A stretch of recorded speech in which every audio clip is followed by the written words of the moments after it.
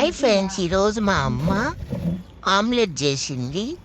చాలా బాగుంది. ఈ రుచికరమైన ఆమ్లెట్ ఎలా చేసుకోవాలో చూసేద్దాం రండి. ఫస్ట్ ఉల్లిపాయని సన్నగా చిన్న చిన్న ముక్కలుగా కట్ చేసుకోవాలి. తర్వాత పచ్చిమిర్చి కూడా అలాగే కట్ చేసుకోవాలి.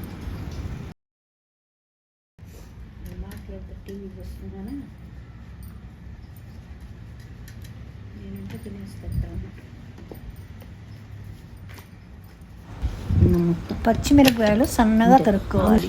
అలాగే ఉల్లిపాయలు చిన్న చిన్నగా ముక్కలు చేసుకోవాలి. ఆ తర్వాత కొత్తిమీర కూడా కోసి పెట్టుకోవాలి. స్టవ్ వెలిగించుకోవాలి. దానిలో 3 స్పూన్లు నూనె వేసుకోవాలి.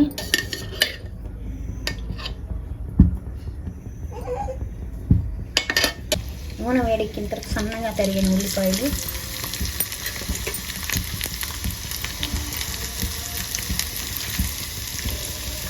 పచ్చిమిరపకాయలు,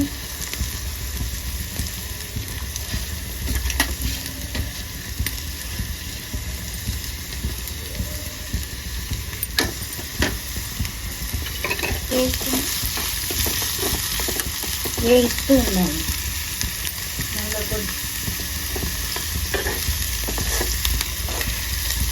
దానిలో కొంచెం ఉప్పు వేసి బ్రౌన్గా వచ్చేంత వరకు వేయించాలి. ఉప్పు వేస్తే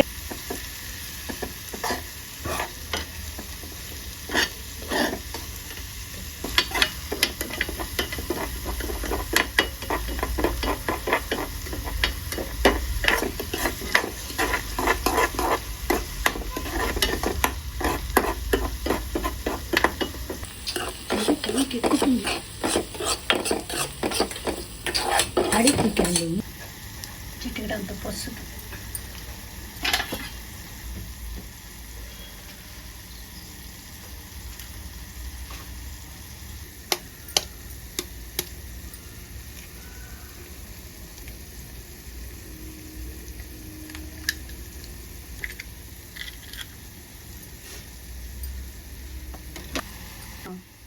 అది వేగేటప్పుడే చిటికెడు అల్లం వెల్లుల్లి పేస్ట్, ఎక్కువ వద్దు, చిటికెడు.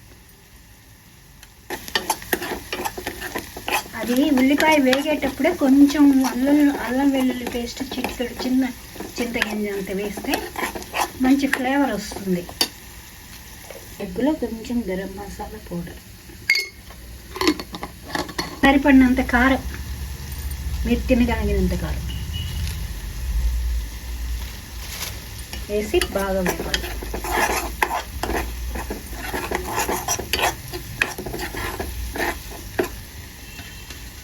దీనిలోని కొంచెం కొత్తిమీర,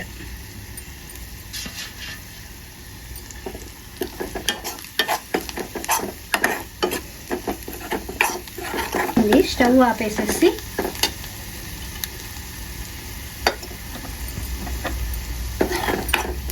ఈ వేగిన మిశ్రమాన్ని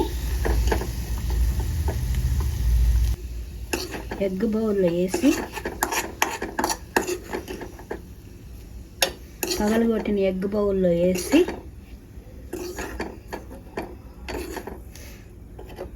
బాగా కలపాలి.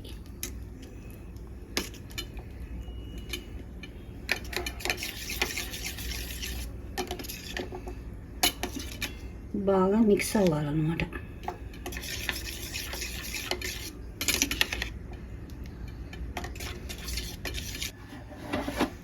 వేరొక పొయ్యి మీద పెనం పెట్టుకొని, దోశ పెనం పెట్టుకొని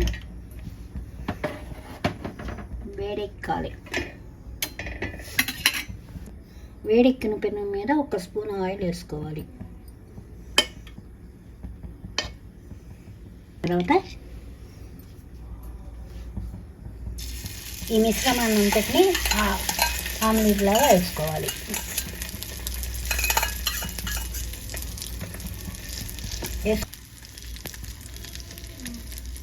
పెనం వేడెక్కిన తర్వాత 1 స్పూన్ ఆయిల్ వేసుకోవాలి.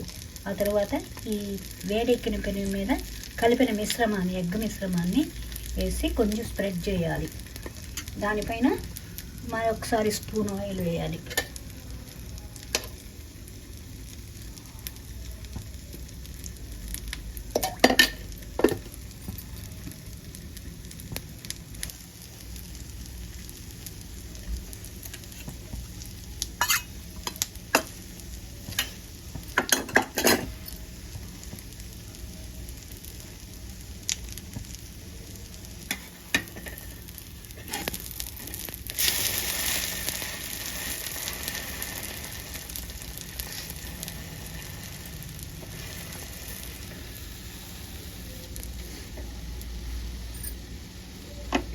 స్టవ్ ఆపేసి 1 నిమిషం పాటు స్టవ్ మీదే ఉంచాలి.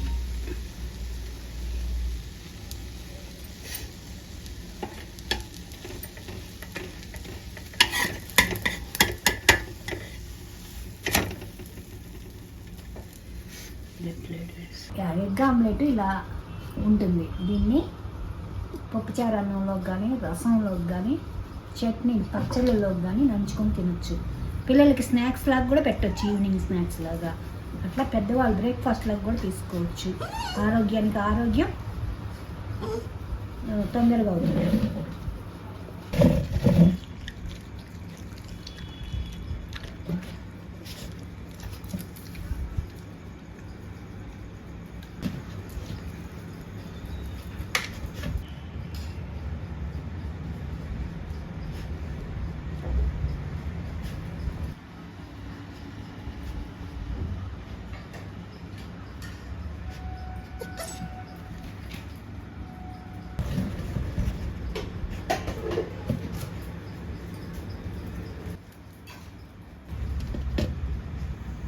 ఏముందో నోటితో తీసుకెళ్ళి పడేస్తుంది.